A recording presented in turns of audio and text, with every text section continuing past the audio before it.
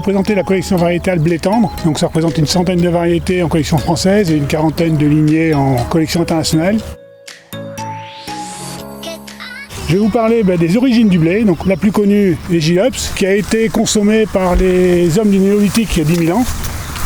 Progressivement, ils l'ont déplacé de Mésopotamie de manière à ce qu'il se combine avec une autre origine du blé, le Triticum monococcum, et un troisième produit, le Triticum dicoccum, et les trois ont formé le blé actuel. Donc là, on va faire un bond de 10 000 ans à l'époque égyptienne. Donc on a une caractéristique d'un blé, le blé miracle, les blés faciés avec des épis secondaires qui s'accrochent sur l'épi.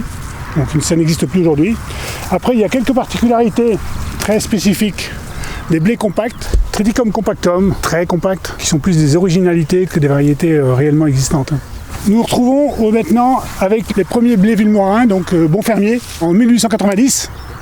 Une population locale, le Prince Albert, fin 19e siècle. Fin 19e, début 20e, Chiref, avec un épi un peu original, en massue. Il y a un autre produit dans les variétés anciennes, le rouge de Bordeaux, qui revient à la mode aujourd'hui avec les variétés anciennes pour panification et farine traditionnelle.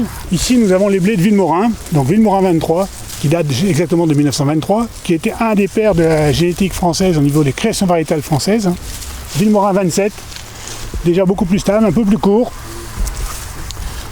Là, on va faire un bond puisqu'on va se retrouver en 1970. Ici, nous avons la variété Champlain, variété leader début des années 70, qui va être succédée ensuite par Talent, Festival et Sidéral. Et une variété de 1970 Arminda, qui ressemble très fortement au blé moderne, avec une paille courte, un nombre d'épis conséquent et un bon talage, et une fertilité d'épis bien supérieure aux variétés anciennes. On arrive en 1980 avec la variété Fidèle, la deuxième variété du groupe In Vivo. Variété hardie qui a été une des références de son époque par rapport à la qualité boulangère.